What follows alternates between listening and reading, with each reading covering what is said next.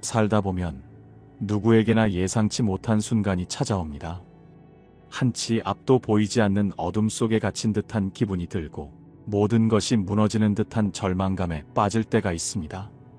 어떤 때는 경제적인 어려움이 찾아오고 어떤 때는 사랑하는 사람과의 관계가 흔들리며 때로는 건강 문제로 인해 삶의 방향이 바뀌기도 합니다. 평온하게 흘러가던 인생이 한순간에 뒤엉켜버릴 때 우리는 불안과 두려움에 사로잡힙니다. 왜 나에게 이런 일이 생긴 걸까? 잘못한 것도 없는데 왜 이렇게 힘들어야 할까? 아무리 애써도 나아지지 않는 현실 앞에서 지쳐가고 점점 희망을 잃어갑니다. 하지만 같은 위기를 마주하고도 어떤 사람은 쉽게 무너지는 반면 어떤 사람은 그 어려움을 딛고 더욱 강해집니다. 같은 환경 속에서도 어떤 이는 절망 속에서 헤어나오지 못하고 어떤 이는 더 나은 삶을 만들어갑니다. 그 차이를 만드는 것은 무엇일까요? 단순히 운이 좋고 나쁨의 문제가 아닙니다. 위기가 왔을 때 그것을 바라보는 마음의 태도, 그리고 그 상황을 받아들이고 대처하는 방식이 삶의 방향을 결정합니다. 누군가는 시련 속에서 무너지고 누군가는 그것을 성장의 기회로 삼습니다. 결국 위기 자체가 우리를 힘들게 하는 것이 아니라 위기를 어떻게 바라보고 어떻게 극복하느냐가 우리의 삶을 바꿉니다. 그렇다면 우리는 어떻게 해야 삶의 위기 앞에서 무너지지 않고 오히려 더 강해질 수 있을까요? 어떻게 해야 고통을 통해 배움을 얻고 절망을 희망으로 바꿀 수 있을까요? 오늘은 그 답을 함께 찾아가 보려 합니다. 부처님의 가르침, 위기는 어떻게 바라봐야 하는가? 어느 날 한 제자가 부처님을 찾아와 깊은 한숨을 내쉬며 말했습니다. 부처님, 저는 너무나 힘듭니다. 제 삶에 닥친 이 위기가 언제쯤 끝날까요? 아무리 애를 써도 상황은 나아지지 않고 매일이 두렵고 불안합니다. 부처님은 조용히 그를 바라보며 물었습니다. 너는 지금 네가 겪고 있는 일이 영원할 것이라 생각하는가? 제자는 한참을 생각하다가 고개를 끄덕였습니다. 그렇지는 않겠지만 너무나 길고 끝이 보이지 않습니다. 저는 이 어려움이 언제 끝날지 알 수 없어 더욱 괴롭습니다. 부처님은 빙그레 미소를 지으며 천천히 손을 들어 하늘을 가리켰습니다. 이제 곧 해가 질 것이다. 그런데 너는 하늘이 어두워지는 것을 보며 걱정하는가? 제자는 고개를 저었습니다. 아닙니다. 해가 지는 것은 자연스러운 일이니까요. 부처님은 조용히 고개를 끄덕였습니다. 그렇다면 내가 아침 해가 다시 떠오를 것을 믿는 이유는 무엇인가? 제자는 조금 망설이다가 답했습니다. 해는 매일 떠오르기 때문입니다. 부처님은 미소를 지으며 말했습니다. 내가 지금 겪는 고통도 이와 같다. 해가 지면 다시 해가 뜨는 것처럼 내 인생의 위기도 결국 지나가게 되어 있다. 내가 지금 그것을 믿지 못할 뿐이다. 위기는 끝이 아니라 변곡점이다. 제자는 조용히 부처님의 말을 곱씹었습니다. 그러면 지금의 고통도 반드시 지나가는 것입니까? 부처님은 손에 작은 나뭇가지를 집어들고 땅에 하나의 곡선을 그리며 말했습니다. 너는 이 곡선을 보아라. 어느 한쪽은 내려가고 어느 한쪽은 올라가고 있다. 지금 너의 삶은 어느 지점에 있다고 생각하는가? 제자는 곡선을 가만히 바라보다가 대답했습니다. 아래로 내려가는 지점에 있는 것 같습니다. 부처님은 빙그레 미소를 지으며 나뭇가지를 내려놓았습니다. 그렇다면 내려간 후에는 어떻게 되겠느냐? 제자는 눈을 크게 뜨며 조용히 대답했습니다. 다시 올라가게 됩니다. 부처님은 고개를 끄덕이며 말했습니다. 그렇다. 인생은 끊임없이 흐른다.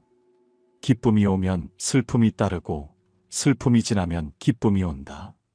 낮이 지나면 밤이 오고 밤이 지나면 다시 아침이 온다.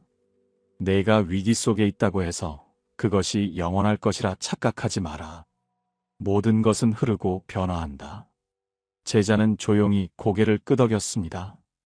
고통은 집착에서 온다. 제자는 잠시 침묵을 지키다가 조심스럽게 물었습니다. 하지만 부처님, 저는 제 과거의 삶을 잃었습니다. 위기가 닥치기 전에는 모든 것이 괜찮았는데 지금은 모든 것이 무너진 것만 같습니다. 이 현실을 어떻게 받아들여야 할까요? 부처님은 조용히 웃으며 제자를 강가로 데리고 갔습니다. 그리고 물살 위로 조그마한 나뭇잎이 떠내려가는 것을 가리키며 말했습니다. 이 나뭇잎은 어디로 가겠느냐? 제자는 나뭇잎이 흐르는 모습을 바라보다가 답했습니다. 강물을 따라 흘러가겠지요. 부처님은 다시 물었습니다. 만약 누군가 이 나뭇잎을 손으로 붙잡는다면 어떻게 되겠느냐? 제자는 생각하다가 대답했습니다. 흐르지 못하고 한 곳에 머물러 있겠지요. 부처님은 고개를 끄덕였습니다. 너의 고통도 이와 같다. 내가 과거를 놓지 못하고 변화를 받아들이지 않으려 한다면 고통이 더 커진다. 하지만 내가 그것을 놓아버린다면 강물처럼 자연스럽게 흘러가게 된다. 제자는 부처님의 말을 듣고 깊이 생각에 잠겼습니다. 그러면 저는 어떻게 해야 할까요? 부처님은 조용히 대답했습니다. 과거를 붙잡으려 하지 말고 현재를 받아들여라. 변화를 두려워하지 말고 흐름을 따르라. 그러면 너의 고통은 사라질 것이다. 위기 속에서 배움을 찾으라. 제자는 한참 동안 생각에 잠기더니 다시 물었습니다. 하지만 부처님, 위기가 닥쳤을 때 그것을 있는 그대로 받아들이는 것만으로 충분할까요? 저는 그저 이 시간이 지나가기만을 기다려야 합니까? 부처님은 빙그레 웃으며 말했다. 아니다. 위기는 그저 견디는 것이 아니라 배움을 찾는 시간이 되어야 한다. 부처님은 손을 들어 주변의 나무를 가리켰습니다. 이 나무를 보아라. 바람이 불면 가지가 흔들리고 비가 오면 잎이 젖는다.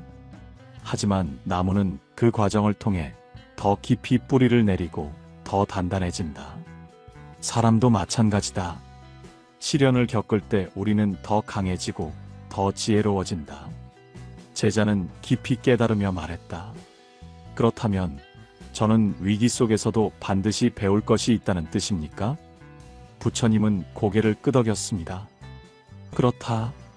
삶이 너에게 가르침을 주고 있는 것이다. 내가 그 속에서 배움을 찾는다면 이 위기는 너를 더욱 성장하게 할 것이다. 제자는 깊이 절하며 말했습니다. 부처님, 저는 이제 위기를 두려워하지 않겠습니다. 이 시간을 배움의 기회로 삼겠습니다. 부처님은 빙그레 미소를 지으며 말했다. 그렇다면 너의 위기는 곧 너의 전환점이 될 것이다. 3. 삶을 바꾸는 실천법. 위기에서 벗어나는 방법. 부처님 앞에 앉아있던 제자가 조용히 입을 열었습니다. 부처님, 저는 이제 위기를 두려워하지 않기로 했습니다. 하지만 여전히 제 마음은 흔들립니다. 때로는 받아들이겠다고 다짐해도 다시 불안하고 초조해집니다. 이 흔들리는 마음을 어떻게 해야 합니까? 부처님은 빙그레 미소를 지으시며 조용히 말씀하셨다. 마음을 다스리는 법을 배우면 어떠한 위기가 닥쳐도 흔들리지 않게 된다. 지금부터 그 방법을 알려주겠다. 1. 마음을 다스리는 법. 부처님은 주변에 놓여있던 컵에 물을 채우더니 그것을 가만히 흔들었다. 컵 안의 물이 이리저리 출렁이며 일렁였다. 이 물을 보아라. 흔들릴 때는 물이 출렁이고 잔잔할 때는 물이 고요하다. 사람의 마음도 이와 같다. 외부에서 어떤 일이 닥치든 마음이 요동치면 불안이 커지고 마음이 고요하면 모든 것이 명확해진다. 제자는 조용히 물이 흔들리는 모습을 바라보았습니다. 부처님은 물컵을 내려놓고 천천히 말을 이었습니다. 위기가 올 때 가장 먼저 해야 할 것은 흔들리는 마음을 붙잡는 것이다. 어떤 일이 닥쳤을 때 감정에 휘둘리면 더욱 불안해지고 올바른 판단을 할 수 없게 된다. 그러니 마음이 흔들릴 때는 먼저 이것을 하여라. 부처님은 깊은 숨을 들이마시고 천천히 내쉬었다. 깊이 숨을 들이마시고 지금 이 순간을 있는 그대로 받아들여라. 나는 지금 힘들다. 하지만 이 순간을 견딜 수 있다. 이렇게 스스로에게 말하며 마음을 가라앉혀라. 제자는 따라하듯이 조용히 숨을 들이마시고 내쉬었습니다. 부처님은 미소를 지으며 말했다. 마음이 불안할 때는 깊이 호흡을 하며 현재를 있는 그대로 바라보아라. 마음이 안정되면 그제야 무엇을 해야 할지 분명하게 보일 것이다. 제자는 조용히 고개를 끄덕이며 되물었습니다. 그러면 마음을 다스린 후에는 무엇을 해야 합니까?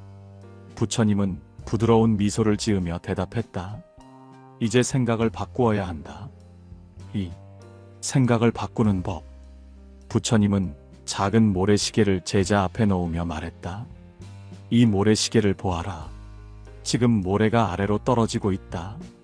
만약 내가 이 모래를 다시 위로 올리고 싶다면 어떻게 해야 하겠느냐?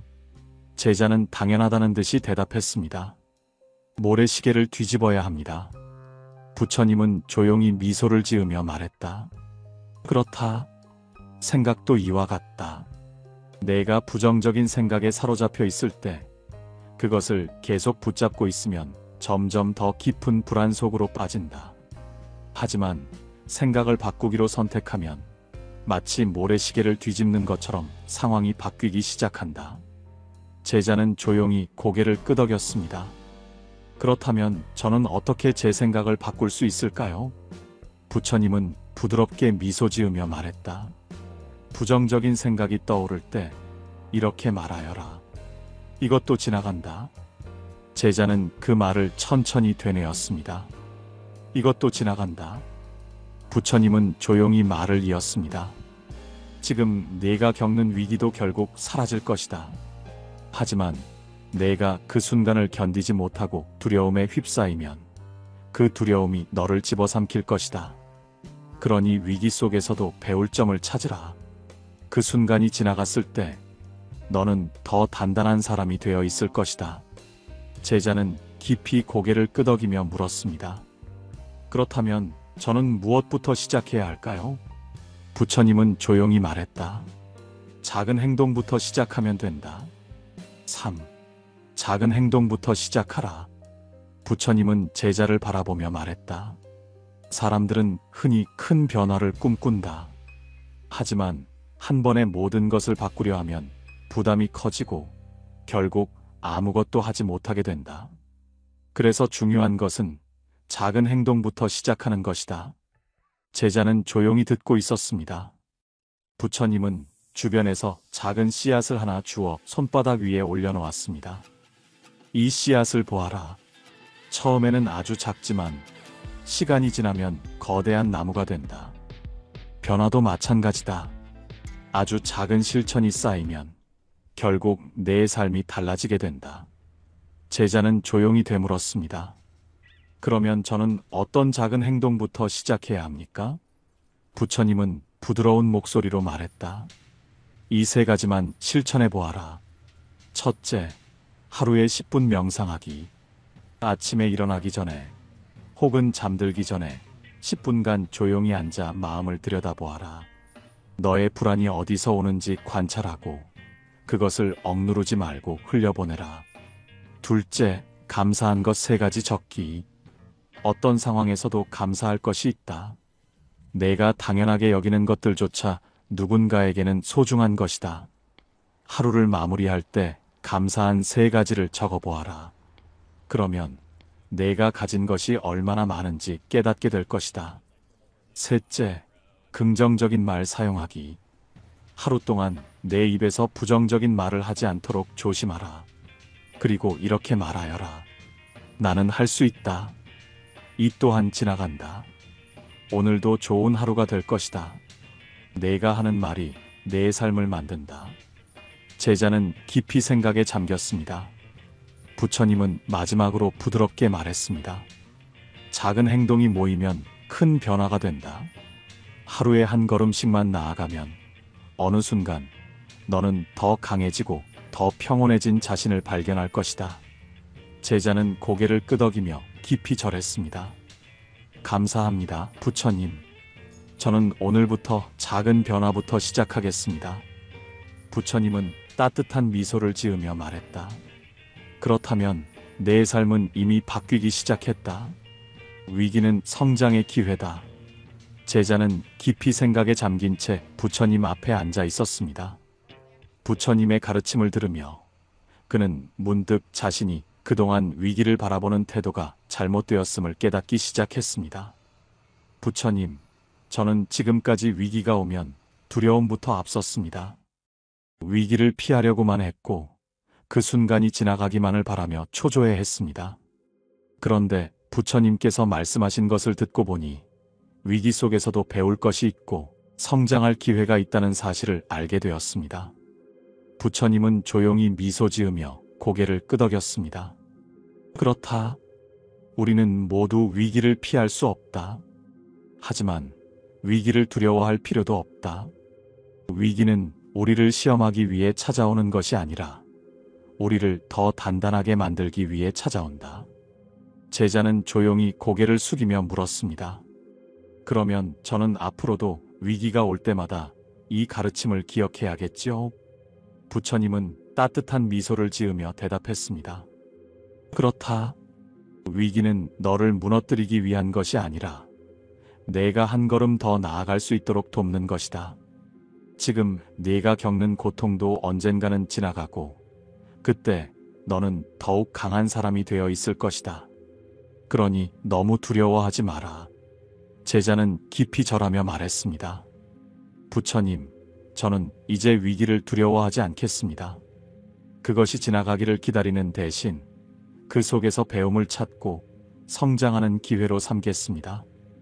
부처님은 빙그레 웃으며 마지막으로 말씀하셨습니다. 그렇다면 너는 이미 변화의 길 위에 서 있다. 내가 어떤 태도를 가지느냐에 따라 삶은 완전히 달라질 것이다. 부처님께서는 위기가 닥쳤을 때 가장 중요한 것은 흔들리지 않는 마음을 가지는 것이라고 말씀하셨습니다. 하지만 흔들리지 않는 마음을 기르는 것은 쉽지 않은 일입니다. 이를 위해 부처님께서 가르쳐 주신 몇 가지 수행법을 소개해 드리겠습니다. 첫 번째 방법은 멈추고 바라보는 연습입니다.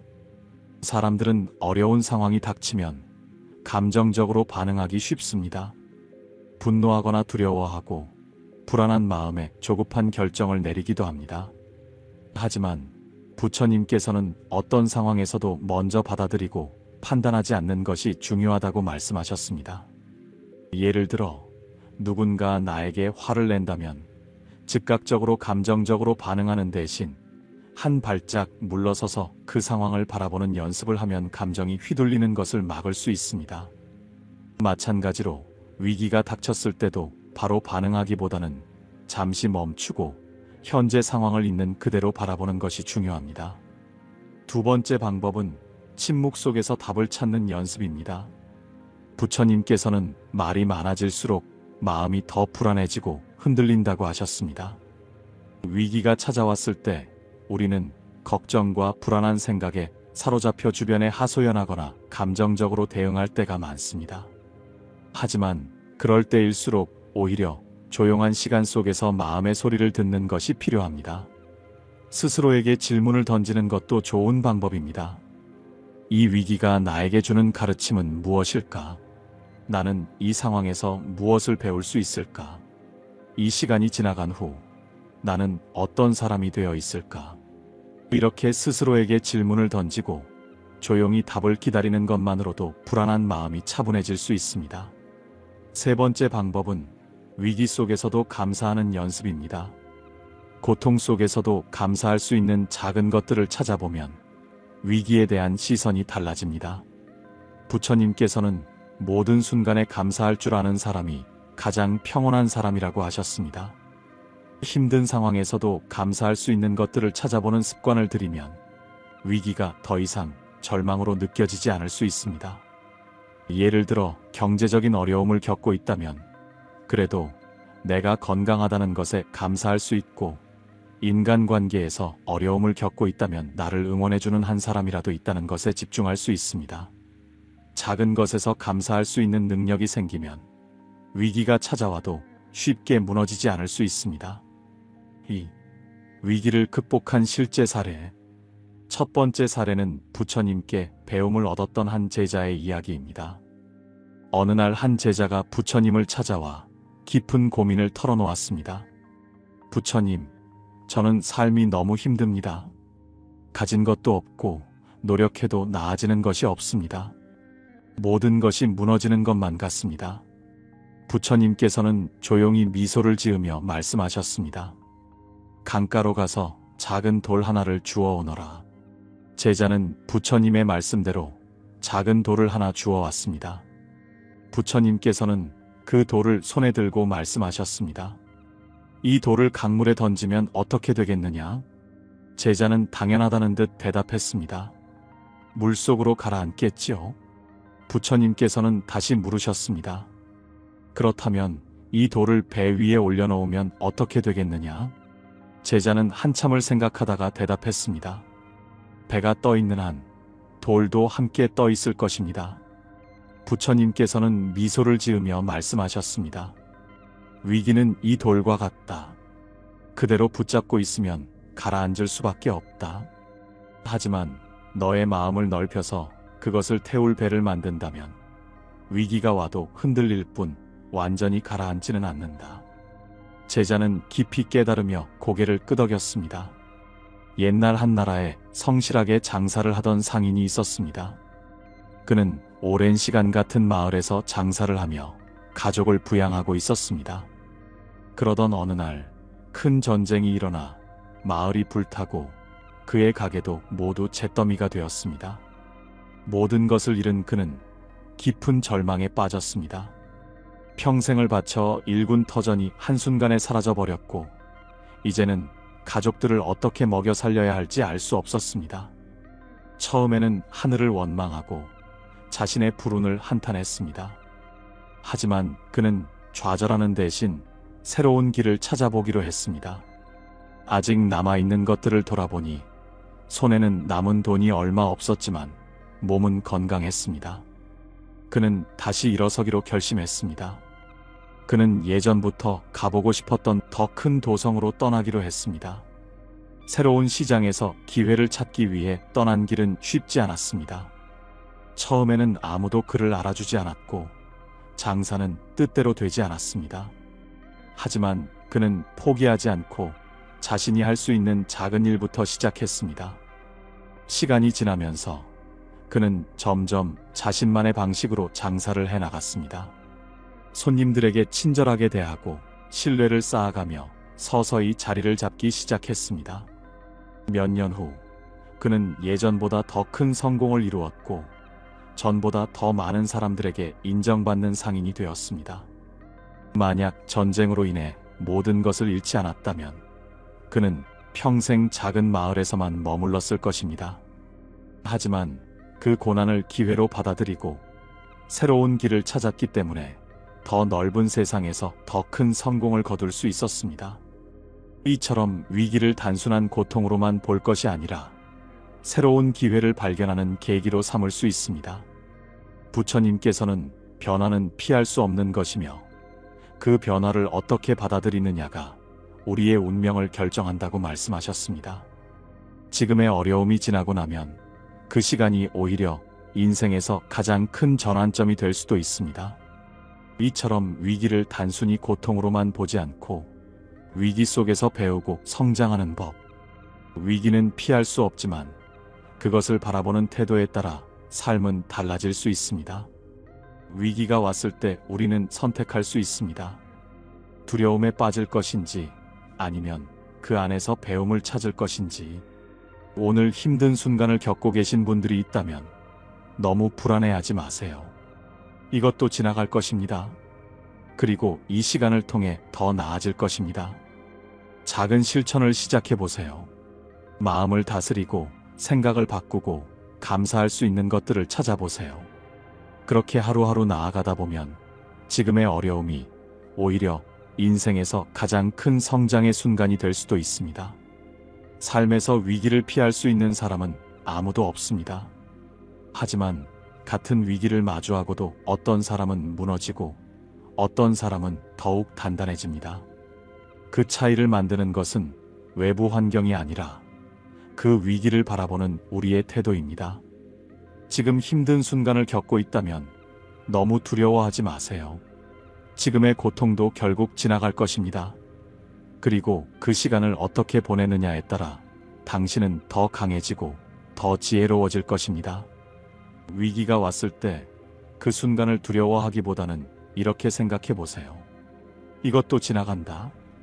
그리고 나는 이 경험을 통해 더 나아질 것이다. 하지만 그것을 어떻게 바라보고 받아들이느냐에 따라 우리의 삶은 완전히 달라질 수 있습니다. 위기를 두려워하지 마세요. 이 순간조차도 언젠가 지나가고 그 안에서 배움을 찾으면 더 강한 사람이 될 수 있습니다. 작은 변화라도 시작해 보세요. 오늘보다 더 나은 내일을 만들 수 있습니다. 오늘도 흔들리지 않는 마음으로 여러분이 더 단단한 삶을 살아가길 바랍니다. 끝까지 함께 해주셔서 감사합니다.